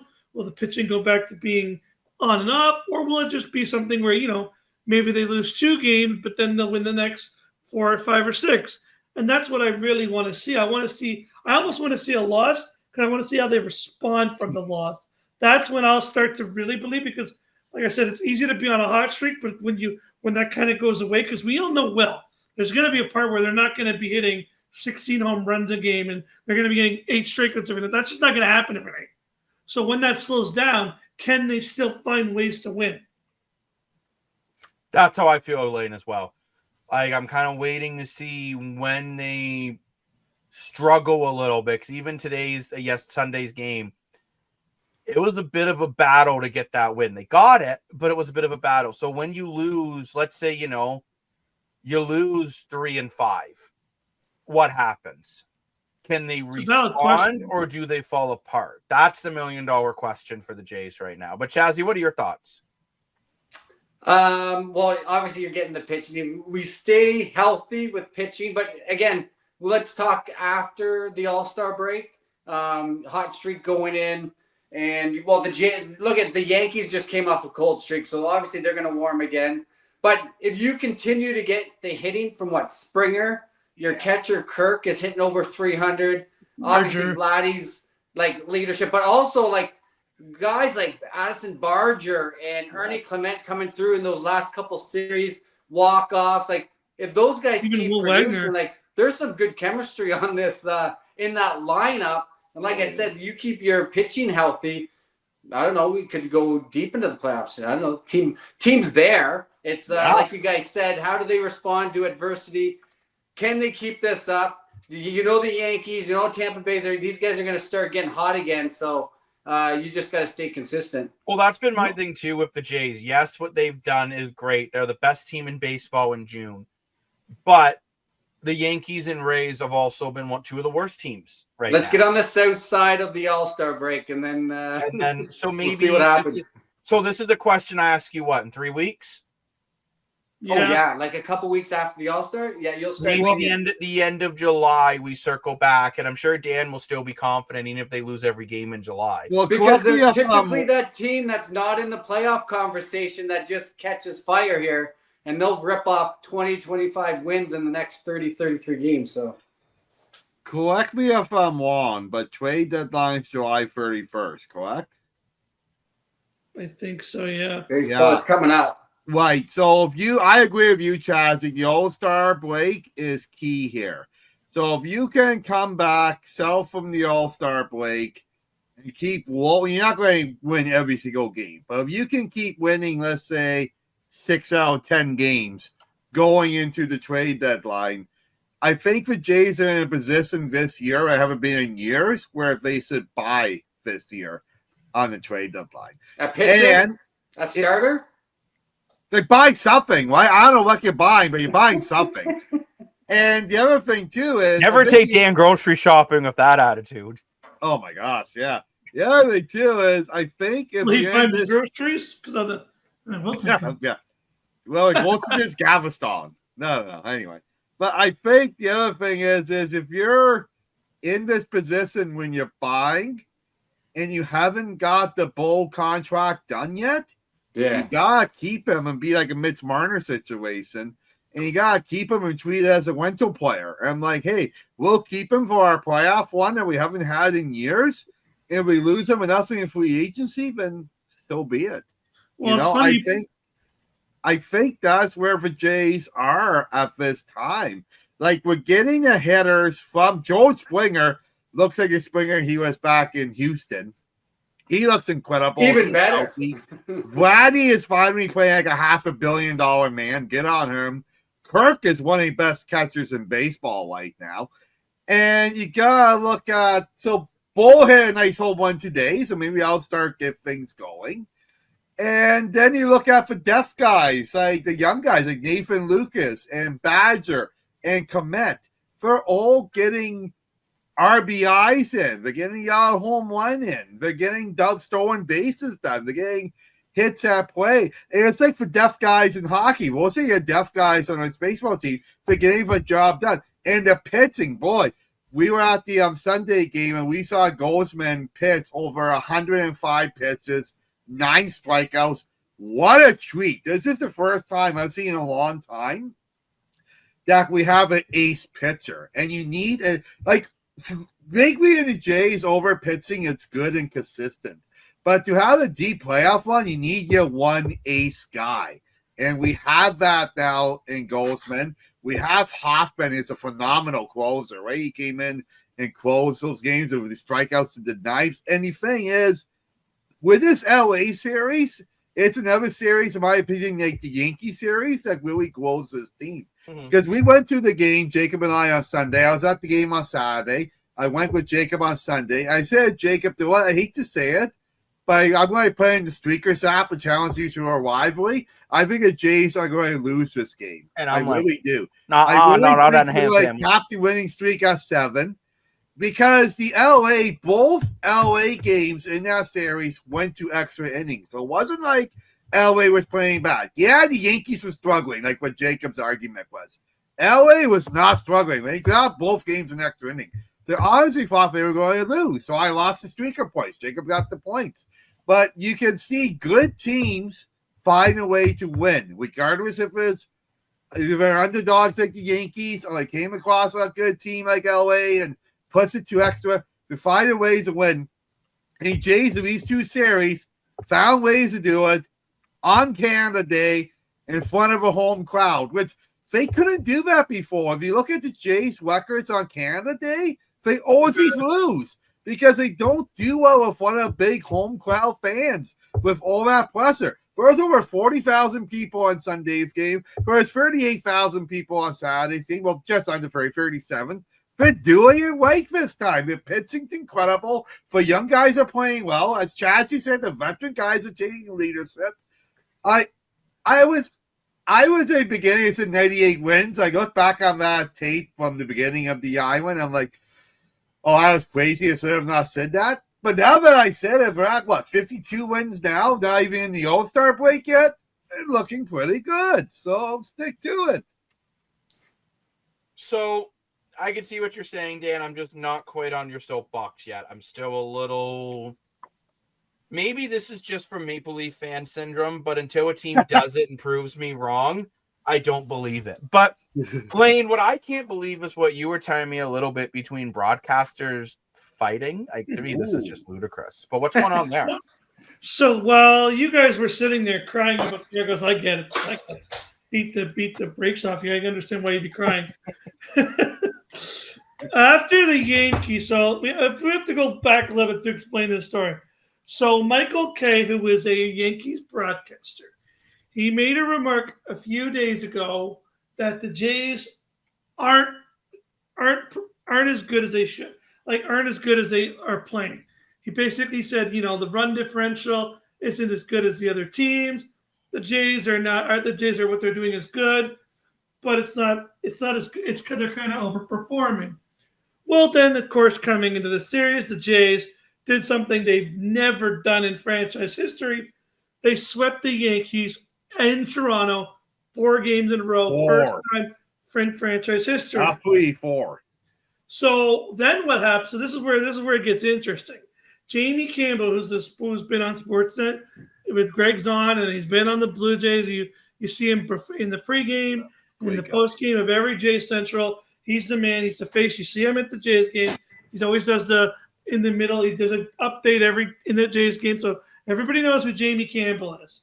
And he brought out a broomstick on the air and started sweeping the air and he threw it, and he said, yeah, this is the first time in Blue Jays history that we did this, and I know a certain Yankee announcer who's going to have to go on his show and admit that the Blue Jays are number 1. So take that. Ouch. It was like a kind of a mic drop. Well, in response to that, and we may have the longest pre-recorded episode because this is going to take a while. Michael Kay, who does, again, he has his own show. He's kind of like a Stephen A. Smith for the Yankees. He's a broadcaster, but he has his own show.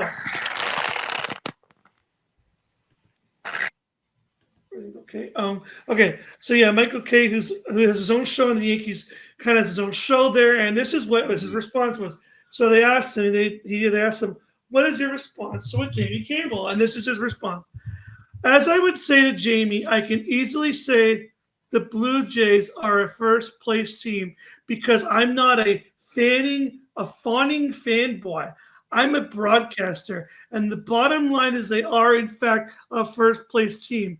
Also, while the narrative has been skewed by people who misinterpreted and didn't hear everything that I said on my radio set, I was talking about the Pythagorean theorem of run differential, which would indicate the Jays should not have a record as good as they have. In fact, I was complimenting the Blue Jays that they've exceeded the expectations that the numbers would have put on them. I never said the run differential is more important than the wins and losses. Of course it's not. But baseball perspective, places like that, they take the run differential and they try to figure out exactly what the record would be. And the Blue Jays have exceeded that with their gritty, gutty style of play. And one final thing that's kind of funny to me, if you think about it, imagine Nancy, who's talking to you, if Jack Curry, who is a Yankee commentator, was to go waving a broom in the middle of the Yankees post-game show, he would probably be called into the office and shortly fired immediately. Oh. And after that, I got to say, I love Toronto. It's a great city. It's one of the greatest cities in the world. For me, I think you're waving a broomstick on a post-game show. You're turning it into a clown show. I just don't understand it. I don't get it. I think you should be proud of the fact that you're in first place. I think, and one final thing, you shouldn't hang on to the rim 3 minutes into the basketball game. Feel good about your streak. Feel good about sweeping about the Yankees. I get that. But hanging on the rim when it's only been 3 minutes, that's a joke. Come back to me in October. Then you can hang on the rim. Ouch. Wow. Wowzers. First of all, So I personally find American broadcasting sometimes take themselves too seriously. So I have no problem with a broadcaster bringing out the broom. I don't know if you boys agree with me there. They're being paid to be entertained. We've seen it before, no? And we've seen it before. I've seen Stephen A. Smith throw things across the sets in American TV. I mean, he might be losing his job for playing Tetris during an NBA final, but not so much because of the things he says. So also, Jamie Campbell did respond to that. Oh, sorry, Lane.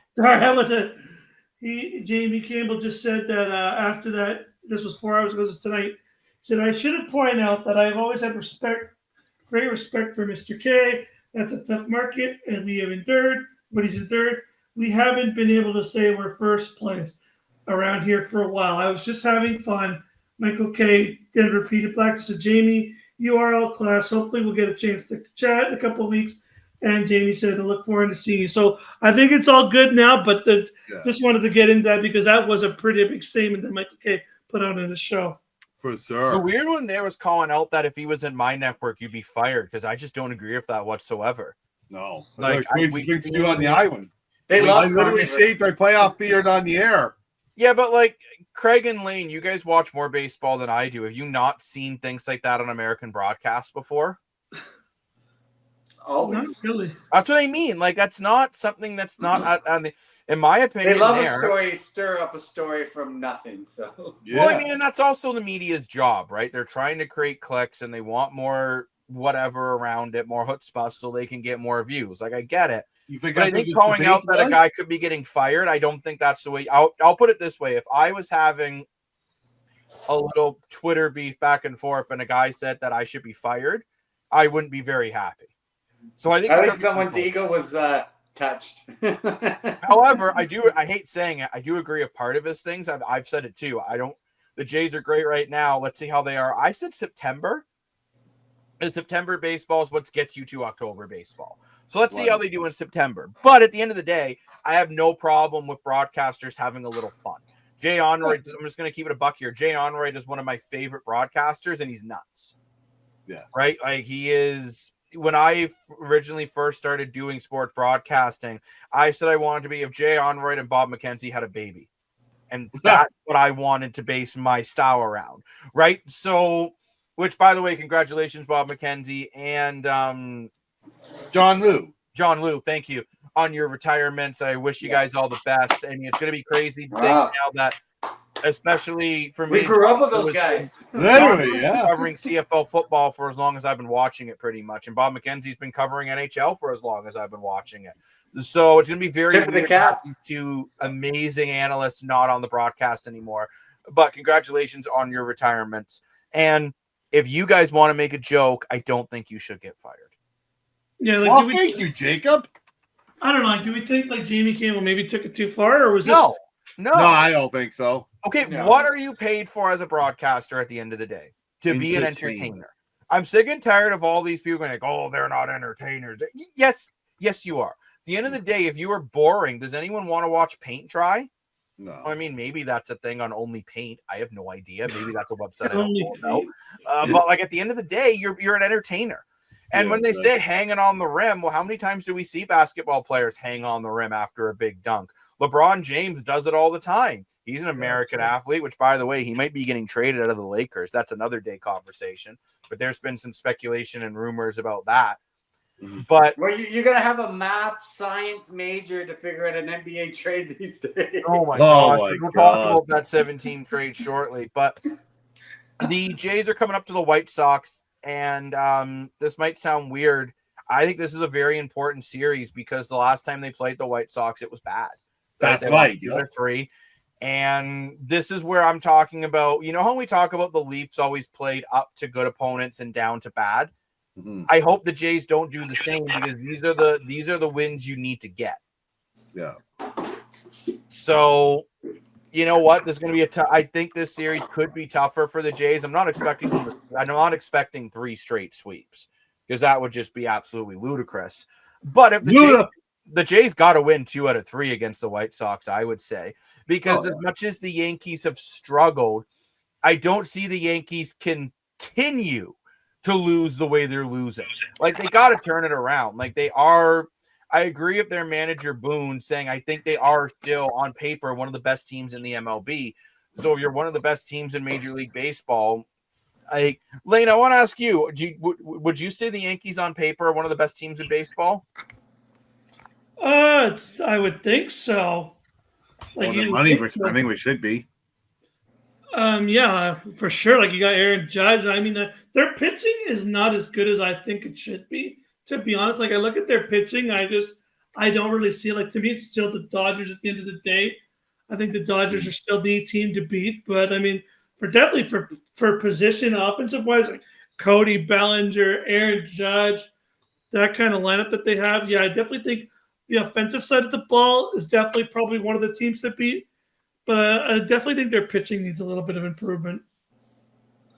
Yeah, I do agree. And oh wow, Chazzy, we're seeing a beautiful view of you now. Oh, my phone was about to log off, and I can't move as fast. Yeah, unfortunately, for anyone who knows, Chazzy had a little injury playing baseball, but he is on the 10-day injured list, so he will be back soon. If anyone's looking for the Streakers Island podcast injury update on Chazzy 6.993. And that Barry Recreational Co-ed Softball League is in the Streakers app, so you can make your weekly picks. Oh, that's right. Yes. I love it. I definitely won't be in the lineup for the Express Truck Service Depot this week. No. Yeah, it's been a tough week on the island. We've had Lane with an injury, Chazzy with an injury. So, but hey, we're still here trucking, right? So, we're still here for you. So, but now I want to get into this series, and of course, the MLB is on the Streakers application. So let's talk about this series and who's going to win the first game of the series, the Toronto Blue Jays or the Chicago White Sox. Dan is looking for the winner. He's like, is it under my laptop? I'm looking. I'm going to say Toronto is going to keep on this win streak here. I think we're going to do it. So we have one for Toronto. I will go next, and I think Chicago will get the first. I think the White Sox will win the first one in this series. Same. I think the Jays, they've won 8 in a row. I don't see them getting to 9, and I think they could come in a little sleepy against the White Sox. Lane, you're thinking the same as me? Yeah, I'm just like I'm not saying they're going to lose the series. I still think I see the streaker points. I think they're going to go 4-2. I said it. I'll say it again. I think they're going to go 4-2 here. I think they're going to I think they'll probably lose 1, win 2, lose 1, and go 4-2 into the All-Star break. I think that's what you're looking at. What do you think? 6-0, I'll be happy, but what are you thinking, Chazzy? I'm going to say the win streak continues. The win streak continues. These bats are too hot. So speaking of those bats, then I'm going to give this one to you then, Chazzy. Is Vladdy getting 2 RBIs? In Chicago? Yes. Mr. Morfor. Yes, sir. Will the Jays starting pitcher get at least 7 innings? I think he will, because at the beginning of the year, we questioned Snyder not putting his pitchers in long enough, but now we're starting to see. Look at Gosman on Sunday pitching 8 innings. The guy before that, a couple days before, pitched 7. Yeah, I think he will. Mr. Dashko, will the White Sox get at least 5 hits? I think so, yeah. 5 hits is not a lot. Well, I mean, that's might be tough. The White Sox are not very good, although I do think they're going to win. So I do not. The next prop I have, but last but not least, will the Blue Jays get at least 6 runs? I said no. I honestly think the Jays are gonna. You can't be hot forever, and I still think they'll win this series. But I think the first game of the series, they are going to be looking down on the White Sox the way Chazzy's looking down on everyone right now. I apologize. No, you're good. You're good, man. I just love to make puns. And I think I'm on a that they short will. leash, like I think Bear. they're going to come in a little half asleep, and they will not get their 6 runs. But remember, if you want to play that game and the rest of the series, make sure to download the Streakers app and jump in our sports booth, as Wolves props will be in there. But now let's move on to the goalies in the NHL. And The goalie. we've seen a lot of teams that we would say need goaltending. The problem is there's no goalies really. Well, that was weird. No goalies really available. I'm going to give you my top 4, and I don't even like them. You got James Reimer, who's probably a third string to a backup goalie. You have Samsonov, backup goalie, in my opinion. You have Georgiev. Gonna keep it a buck. I think he's another backup goalie. And then my last, but certainly weirdest, Carter Hart. We don't know what's going on with his trial. I don't want to get into the trial details or anything along those lines. But if he is allowed to come back to the NHL, it looks like the Edmonton Oilers will be I had a very good chance the Oilers will bring him in. I guess he's a starting goalie, but who knows, to be honest with you. Hasn't played in a long time. And I still don't think this is the guy Edmonton should go and get. But at the end of the day, I think there's a chance that they do. But out of these goalies, do you guys see anyone that you really think's a bona fide starter? Because honestly, I don't. I do, actually. I think Samsonov is going to surprise a lot of people. I think Samsonov had his moments in Toronto. He failed in the playoffs, but besides the start-off, no one can do it.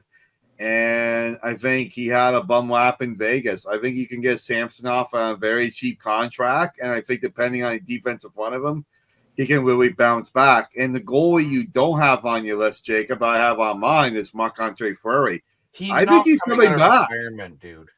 He's coming back. He's already had 10 teams have reached out to him trying to get him to come back. I would. I think, what do you want? Blank check. Let's go. No. I'll trade on my salary cap after.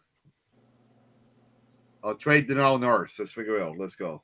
If anything, maybe Fleury would maybe come back at the trade deadline. That would be the only way you'd maybe see him, but I don't personally see him coming back.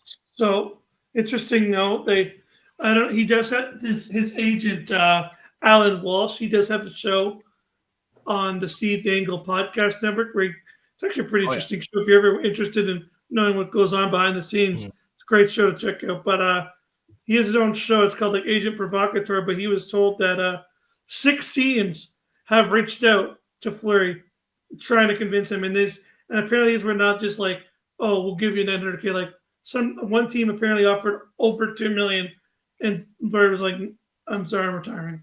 So I don't think it's happening. And an interesting thing I want to bring up to Dan about Samsonov, Dan, when you said he never got it done in Toronto, Samsonov did make it to the second round as the Maple Leafs starting goalie. He did, yeah, for sure. When they lost to Florida in the second round. Samsonov was the one goalie I remember of this modern Captain Underpants era that I actually really liked and think got bum lapped. Actually, Samsonov is my guy if I'm Edmonton. I think he's a guy I would take a gamble on because I think you could get him for around that 2.5. Even have to go with Samsonov and Pickard. I don't think that's terrible. So, because I look at Georgiev and Reimer, I don't think either one of them could be a starter for you. I think Samsonov, you got a shot that maybe he could become. I think Reimer could have been a starter 10 years ago. I think it's just his age. And Georgiev, I was never sold on from the beginning. I know he had the only way you bring in Reimer is if you're confident that Skinner can be your starter and you just want a backup that can play more games, or you run 3 goalies. Like, but interesting enough, we talk a lot about Edmonton.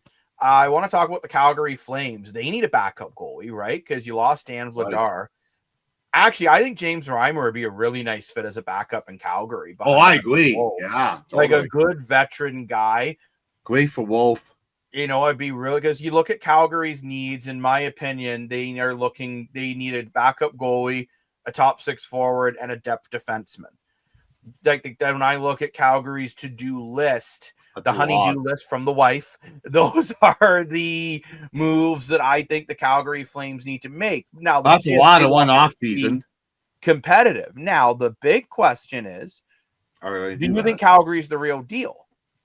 Yeah, they almost made the playoffs, but did they almost make it, or did the Blues almost crap? I mean, not the Blues. Did the Wild almost crap the bed, playing abysmal for the last 2 months? So, which one is it? Question. Because I've heard rumors that the Flames are looking to trade Rasmus Anderson and potentially Nazem Kadri. You move both of those guys, I think you've given up on this year. Oh, we have to. Yeah. You just said they're looking for a top 6 and a defenseman, and those are your 2 right there. Now, mind you, Anderson's contract's coming up, and he doesn't want to resign in Calgary. I think that's why. I think they're traumatized from the Gaudreau-Tkachuk situations, and they don't want to ride it out. So the Kadri one, I don't know how much I believe this rumor that the Flames are willing to trade Nazem Kadri. I'll be honest. Doesn't make sense. No, it doesn't. I would absolutely love the Toronto Maple Leafs to bring in Nazem Kadri. Will he go back? Yes, I actually think he would, but it's not going to happen. Yeah, he already called out the Toronto fans during the Stanley Cup. Well, that's why I'm asking. Like, would he come back? No, but Kadri has made it clear he would come back to Toronto. He has made that clear he would come back to Toronto. I'm telling you boys, it's not why it'd be held up. We all know why it's held up. It's because Brad Living did something to Calgary, and Calgary's got Toronto on a do not contact list. Do not solicitate. Please don't call me. If you call me, I will do something not nice to you. And I don't get it. I don't understand this. I don't understand these little rivalry fights. I mean, if Toronto wants to give you 4 or 5 first-round draft picks for Nazem Kadri, I don't know why you won't even pick up the phone and answer. I don't get it, but apparently that's we can't do it. We can't change that. Good point. It is a weird one. They won't even talk to them. I think more with Calgary, I think they're going to leave the team the way it is until closer to trade deadline and then look at where they're at. Because you did just sign Cronardo. Dustin Wolf, in my opinion, there's no disrespect to Lane Hudson. I still think Dustin Wolf should have won the Rookie of the Year trophy. Nothing against Lane Hudson. He had a remarkable year. I just think what Dustin Wolf did as a goalie is that much harder, which is why that's my 2 cents on it. But you look at that. I think Calgary, I would love to see them bring in Jas Rosalick, who was with the Winnipeg Jets, almost at the Winnipeg Blue Bombers, who was with the Winnipeg Jets last year. I think Calgary's willing to overpay him a little bit to bring in some more depth scoring because I think he could end up getting 6 to 7. I think the Flames have the cap space to do it. If memory serves me right, I will check that now. But is there anyone that you guys see who's available that you could see the Calgary Flames going for? Why not Max Pacioretty? Bring in some leadership. I've heard Pacioretty, it's more looking like Detroit. Yeah, I know. I'm just saying. Flames have $15 million in cap space, so it is realistic that they could make some moves. So, I mean, yeah, I guess you could bring in Patches as like a depth piece. But I mean, it might be a trade to get a big piece back, or free up some cap if you're scared about losing your Rasmus on. Rasmus Anderson's in the last year of his deal, and I will say at 4.55, I think he could be a guy you could move. And he'll get a pay raise too. But I don't want a big pay raise. You wonder then too, if Vegas wants to move Shea Theodore to clear some cap space, do you see a deal between Calgary and Vegas? Oh, I love Shea Theodore. Great guy. They won't trade him. But it'll be interesting for Calgary this year. I think Calgary, you know what, they did re-sign Frost. Yep. Which Chazzy's so furious about, he just left. Or Lane just left, sorry. Which I'm I think sure we he will be overpaid back. for Frost a little bit. I don't think they did at 4.38. I think that it's a 2-year deal until he becomes an unrestricted free agent. I actually like the contract a lot. The one I'm wondering about is Mikael Backlund. He's been your captain, but he's 36 on an expiring deal. Could he be the one, even though he's got a full no move, maybe he doesn't want to stay. You never know. And it's just one of those things where it's going to be interesting to see. I'm glad Lane got over the fact that I said Calgary might trade Mikael Backlund. And maybe Calgary might be making some moves. I think they will. That's why I say too, and I don't mean to always go back to the Leafs, but this is why I think the Leafs might leave their roster the way it is to start the year, to kind of wait to see where teams like Calgary and Montreal and the Rangers and the Blue Jackets, these, I would call them bubble teams. And Chazzy, I know Montreal did make the playoffs last year, but you can make the same argument about Montreal that I made about the Blue Jays. I think the Rangers completely crapped the bed. And I don't know if the Rangers will crap the bed 2 years in a row. So if a guy like Patrick Laine becomes available, right, you never know. I just don't think you're, like, you guys talked about changing DNA and all that. Have you changed enough DNA in that locker room? I think getting rid of Marner does. I think Marner really had that dressing room divided. I don't know, but I think at the end of the day, if there's nothing else available, don't waste money and overpay someone just because the media is telling you to. Yeah. Just wait. You trade deadline, I think there will be, because there are so many players about to become unrestricted free agents, the trade deadline there's going to be some real studs for sure. on the market. And let's be honest here, if Calgary is underperforming next year, Nazem Kadri probably will become available. Right. Because Calgary doesn't want to keep a guy at $7 million a year over the next couple years when he's 34.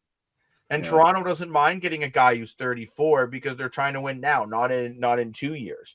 Now, Kadri does have a phone no move this year, but next year it's down to a 13 no trade list. So you think Toronto has a win now roster more than they had in the last couple of years? Right now, no. I think by trade deadline, they very well could be. That's more... like I've said, the Leafs will be worse this year than last year. And I'm okay with that. Because... How do you go from conference finals to bust to be okay with mediocre? I'm talking regular season, though, dude. I don't give two craps about the regular season as long as you make the dance. I still think the goal has to be conference finals or bust. I agree with Jacob. Yeah. Look at the Florida Panthers. They didn't win their division. Look at the Edmonton Oilers. They didn't win their division. It didn't matter. Yeah. I agree. Carolina won their division, and so did the Leafs. And what happened? So did Washington. So did Washington. So did Winnipeg. It doesn't matter. So I am curious, though, to see. Washington anyway. Yeah, I know Washington, Dan. No, he said Carolina won the division, but Washington won a division in the same division. So obviously, well, whatever. Carolina was still a 100-plus point team with home ice. Yeah. I'm just not talking regular season. I'm just talking played for or built for playoffs. Yeah, but the thing is, though, you're asking me. It's like asking if this is going to be the nicest building ever built when it's not done yet. I don't know. Well, you can tell you right now, there's a few teams right now that are built for playoffs. Sure, they could have massive injuries and be terrible. Florida could go in and first game of the year, Sam Bennett could have a season-ending injury. I'm not saying I wish that. I hope that doesn't happen. But we don't know. Yeah, right now, if I'm looking at playoff winning teams, I am looking at Florida and I'm looking Winnipeg. If Jonathan Taves can be where he is, where he was 3 years ago, I'm looking at those two are the two teams that are the most playoff built. They have goaltending, scoring, and defense. They are the most built playoff teams. Well, right now it means absolutely nothing. Because we haven't even dropped a puck yet for a preseason game. It means nothing. I promise Connor Hellebuyck will play one playoff game. But I thought Hellebuyck took some strides this playoffs versus last playoffs, right? Really, a couple good games. So, but Chazzy, to answer your question, I think regular season the Leafs are worse. Playoffs, I think they're better because they're tougher. I think adding Nicholas Waugh, bringing in, the stud they got from Utah, a healthy Anthony Stolarz. Yeah, I think this Landon Carwell for a full year. I think they're a little tougher and build a little better for playoffs because I think they have more depth at center because you lost Marner to now have 5 NHL centermen. You still, I think, could see David Kemp and Youngquil get bought out. And Nick Robinson is still not signed. They can't be bought out. They're past that window. Oh, okay. Never mind. They can be traded. They can't be bought out. And I actually agree with Brad Treliving not buying them out because they're not bad players. No, they're great players. There's no way we have a And spot. buying them out doesn't really do anything because, like, you'd still have some salary there. So it would maybe clear up $1 million. Whoop-de frickin' do. Who cares? Yeah, exactly. Yeah. But at the end of the day, I do think the Calgary Flames, I don't think they were fake. I think this team is the real deal. I think you just add a little more scoring, which I think they can do with either trades or free agency. There are a lot of decent free agents still available. And I think Calgary, when people are saying they should get rid of these guys, I'm like, no, I think they should keep them at least until the new year and kind of look and evaluate them. The key of Calgary, too, is you look at their key players last year, like Collado and going into the stress, Adam Klappa. They are young players, and they just got better going into this stretch. And I think now they're going to be even better at the start of next year, right? So I think with the younger players getting better, having veteran leadership like Cardry and Anderson and Mackenzie Weaver and Jonathan Huberdeau and Blackwell, I really think I really think this team is going to be better than last year. Now, I agree with you, Dan, but only time will tell. And we're going to continue to break down more teams at least once a week, maybe even once an episode. We'll break down certain teams and kind of look at, okay, hey, like, are they better? Are they worse? Where do they stand? And we're going to continue to look at different areas in free agency to be like, okay, the defense class, who's left? Forwards, good left? Idea. We should start doing that. Yeah. Break down each team. Today, now the type of free agents we kind of done now, right? So, Dan, we literally just did that today. What? We started that with Calgary. Oh, yes. Well, I like now, before we sign off for the night and before Dan's mindset, Elaine, you were very excited with this 7-team NBA trade. Oh, yeah. Amazing. I give you the task of you need to explain how the heck a 7-team NBA trade works. Well, that's a good question. I'm not really. So I believe these were all. I don't know if the NBA just did this as kind of a clout thing, but a lot of people are saying these are just a lot of little deals that they just kind of maybe threw in. But I will go over everything that happened. But apparently, the Kevin Durant trade that was reported back, a week ago was not official, and there was some inner workings on getting certain things. So we'll go over everything, all the pick. So the 7 teams were the Phoenix Suns, the Houston Rockets, the Brooklyn Nets, the Golden State Warriors, the Atlanta Hawks, the Los Angeles Lakers, and the Minnesota Timberwolves. In the trade, the Phoenix Suns acquired Jalen Green, Dylan Brooks, Common Mulach, Rasheer Fleming, Kobe Bria, Daquan Plowden, and a second-round pick. A lot of those players were already announced in the Kevin Durant trade. Houston acquired Kevin Durant, which we know, and Clint Capella. The Brooklyn Nets acquired 2 second-round draft picks. The Golden State Warriors acquired Alex Tehuhe and Jemai Meschak. No idea who those players are. The Atlanta Hawks acquired a second-round pick swap. I'm not sure if it's for best or worse. I didn't see. David Roddy and some cash. The Los Angeles Lakers acquired Adeo Tijero, and the Minnesota Timberwolves acquired Rocco Zaharsky, 2 second-round draft picks, and cash. Basically, the trade was Kevin Durant from the Phoenix Suns to Houston and from the players, with a lot of other things mixed in that might be future considerations, cash, or some prospects. But that was basically the main part of the trade was really just the trade that we saw was the Phoenix Suns and the Houston, but there were some inner workings with draft picks and moving prospects. So a lot of these other players aren't exciting, but the main part of the trade was what we saw, which was reported. But there was a lot of inner, little workings in here that teams were trying to get in on here. Well, that was confusing as heck, but that's okay. At the end of the day, Kevin Durant has been on the move, and I don't think we're done seeing big moves in the NBA yet. Someone's got to pick up Damian Lillard. I think that Jonas Antetokounmpo is going to be on the move. You think Rumors we should about the Raptors moving RJ Barrett. I don't think we're anywhere near done seeing big moves in the NBA. I think Lillard's out next year, isn't he, for the season? I could still see a team picking him up, hoping that he might be healthy for playoffs. Dame time, baby. Exactly, right? I think that's the type of player you take a risk because it doesn't go against your cap anyway because he's injured, so why not? Do you think we'll see any more 17 trades? Because I really hope not. I don't think so. I don't even know why the NBA even. I agree with you, Lane. I think the NBA just did like, look at us, we can make 17 trades. Now, I had a question from a viewer that I thought we could go over quickly. So one of our viewers texted me on the hotline. Apparently, I have the Streakers hotline. I got a text from one of our viewers, and he just said, with how sad the NHL lack of movement has been, do you think they want to take away the team trades? You think it'd be fun to have the NHL make crazy trades like that, like a 17? Yeah, I think it'd be cool.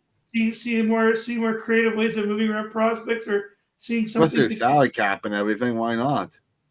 I don't know. Do you think that it's kind of been boring with the NHL? At least the NBA, due to their credit, at least they're trying to drum up some drama here in the summer. I don't see what the NHL is doing to try to get creative on the trade board instead of limiting your trade partners. Maybe they should open it up some more. What do you guys think? I think 7, no, maybe 4. But I don't like 7. I also don't like how you can just trade a player for like $5. I think that's just stupid. To me, that's just like, that'd be like saying the Edmonton Oilers have traded Darnell Nurse for a limited edition Streakers hat, which, by the way, we will be selling Streakers hats very soon, so stay tuned. I'll take that. But like, to me, it's like I don't like being able to trade players for cash. I think that's just kind of stupid because you can't sell a human being.